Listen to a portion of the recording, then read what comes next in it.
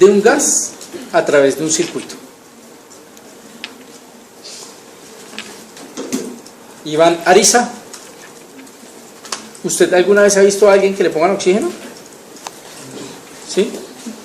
Y ese oxígeno que se lo administran, ¿lo ha visto que se lo ponen que por cánula nasal? ¿Y esa cánula de dónde viene? O sea, ¿dónde está conectada? A una toma de aire. ¿Y esa toma de aire tiene un regulador? ¿Sabe cómo se llama ese regulador? Flujómetro. Hoy vamos a aprender muchas cosas. Flujómetro. Y ese flujómetro está determinado en litros por minuto. ¿Cuántos litros de aire, de mezcla, pasan por minuto a través del sistema? Es una velocidad. ¿Listo?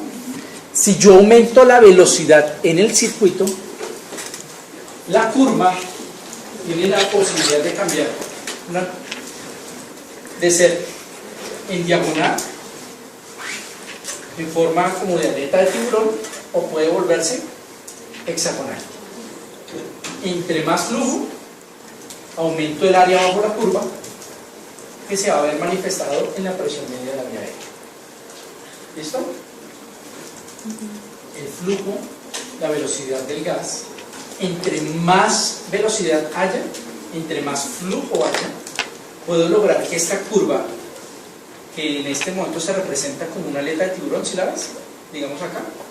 Si aumento el flujo, el área bajo la curva de esta aleta de tiburón que quedaría acá, la puedo aumentar porque se vuelve rectangular, y aumento en esto el área bajo la curva, que esta área bajo la curva me representa la presión media en la vía aérea. ¿Claro? ¿Cómo puedo aumentar? Una de las maneras de aumentar la presión de la vía aérea, aumentando el flujo. ¿Cómo más? Aumentando la presión, porque si yo aumento la presión, pues obviamente se va a subir más, ¿sí o no? Aumento el área bajo la curva, ¿cierto? Si aumento la PIP, presión inspiratoria pico. Bueno, aumentar el tiempo inspiratorio, es decir, yo prolongo esto y lo puedo llevar acá. Entonces aumento el área bajo la curva. ¿Vale?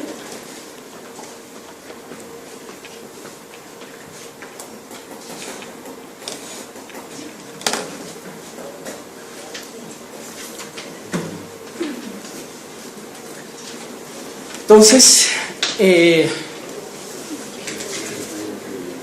último concepto fisiológico, CPAP. Habíamos hablado de que el concepto de CPAP es mantener una presión positiva continua más allá del valor del PEP fisiológico. Lo único que hago es administrar un sistema en el cual haya un flujo constante, que yo pueda medir la presión a través de ese flujo para mantener el alveolo todo el tiempo distendido a cierto volumen. Bueno, luego el concepto de CPAP me dice que la presión superior a 5, habíamos dicho que el PEP fisiológico era de 4 a 5, ¿verdad? Si yo doy presiones de PEP superiores a 5 de manera constante, estoy diciendo, estoy administrando un CPAP. ¿Listo? Por lo tanto, el concepto de PEP y CPAP van de la mano. ¿Listo?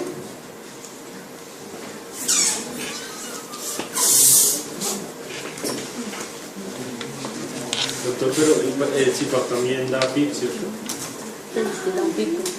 Usualmente, todos los sistemas de CPAP simplemente miden la presión constante que aumenta el PEP. Si usted conecta,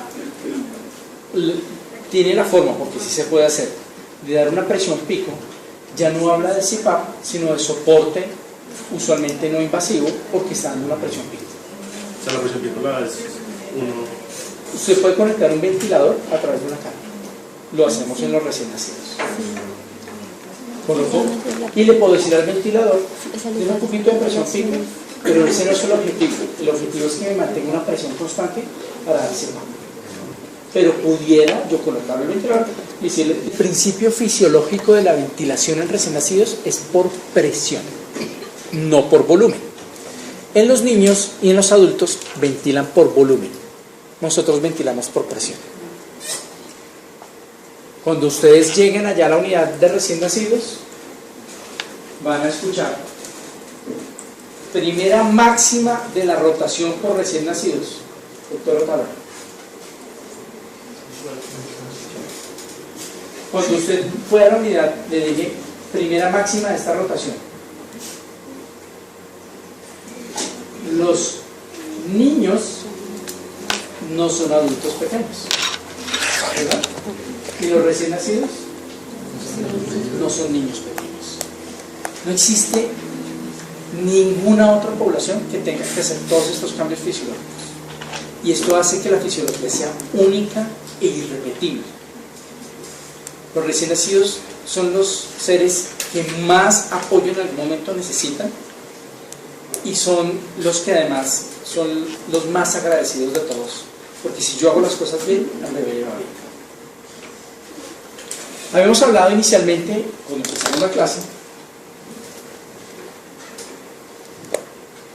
que este recién nacido in útero, en la medida en que va madurando y va llegando al término,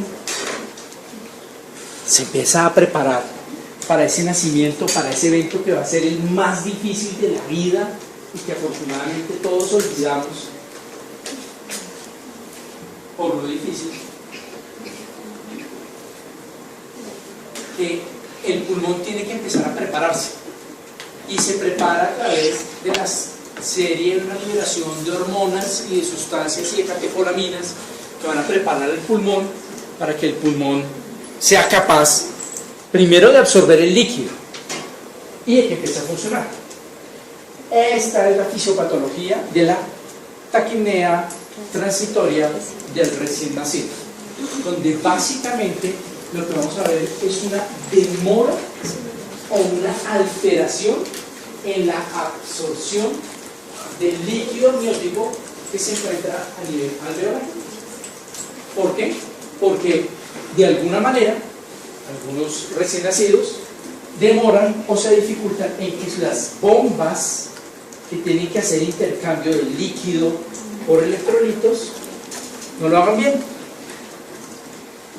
Hombre, pero si además de eso nos da por nacer 2.600 metros más cerca de las estrellas, eso dificulta la adaptación anatómica. Tenemos una presión barométrica muchísimo menor. Y para cualquiera de nosotros que andamos en Transmilenio, no se nos hace extraño ver una mamá con una balita y un bebé, porque vemos gente con oxígeno en Bogotá a estas alturas en la sabana. No es extraño. A diferencia, ¿algún costeño? ¿Ven a alguien en la calle con oxígeno, un recién nacido en la costa? O sea, sería lo más exótico, sería un cachaquito que lo mandaron para allá para aceptar el oxígeno.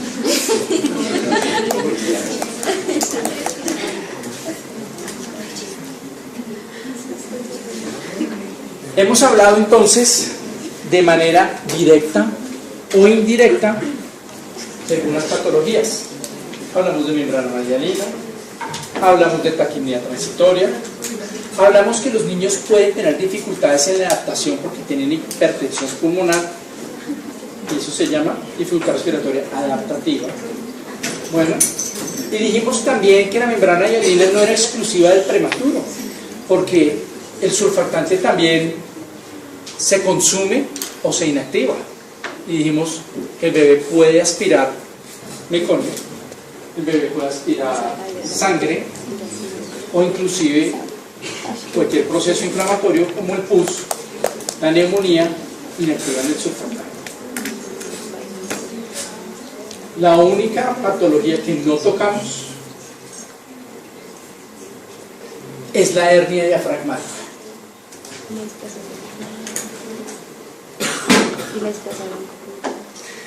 Me están preguntando, ¿y la displasia broncopulmonar?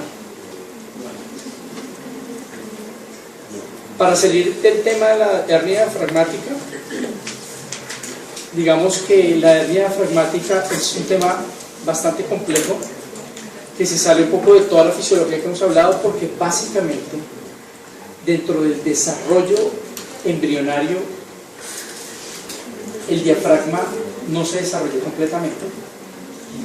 Y si recuerdan, muy al principio de la clase les dije que para el desarrollo pulmonar fetal era indispensable que el alveolo se llenara de líquido, porque es lo que permite que el pulmón crezca en cuanto a aspecto de masa, de volumen, de cantidad de tejido.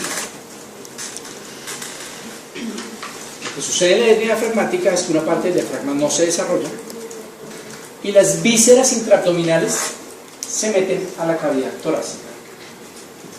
Y la presión que está ejerciendo el líquido hacia los alveolos no alcanza a vencer la presión que ejercen las tripas dentro de la cavidad torácica, y por tanto ese pulmón de ese lado no se desarrolla.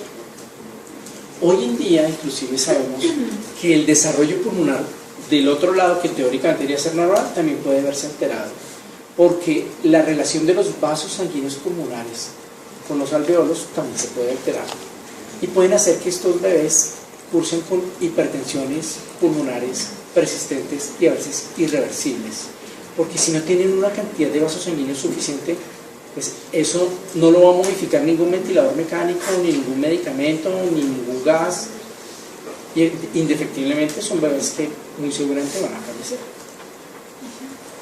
Para terminar con la displasia broncopulmonar, la displasia broncopulmonar es la enfermedad pulmonar crónica del recién nacido, en donde hay una pérdida de la arquitectura alveolar pulmonar que se genera por múltiples circunstancias, pero las condiciones fundamentales son un proceso inflamatorio asociado con el uso de oxígeno a altas concentraciones, que al final alteran la arquitectura del modelo alveolar pulmonar y que vuelven a ese recién nacido dependiente de oxígeno. Entonces, si ustedes revisan las definiciones de displasia broncopulmonar, se van a dar cuenta de que la definición está atada a los requerimientos de oxígeno. Entonces es alteración de la arquitectura pulmonar por un daño inflamatorio asociado al oxígeno, y que se ve manifestado, representado por la dependencia de oxígeno en un recién nacido de manera crónica.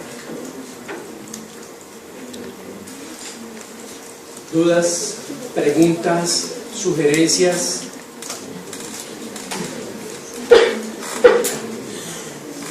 ¿Todo claro? Feliz tarde para todos. ¿Listo? El flujo, la velocidad del gas, entre más velocidad haya, entre más flujo haya, puedo lograr que esta curva, que en este momento se representa como una aleta de tiburón, ¿sí la ves? Digamos acá, se aumenta el flujo, y ese flujómetro está determinado en litros por minuto. ¿Cuántos litros de aire, de mezcla, pasan por minuto a través del sistema? Es una velocidad. ¿Listo?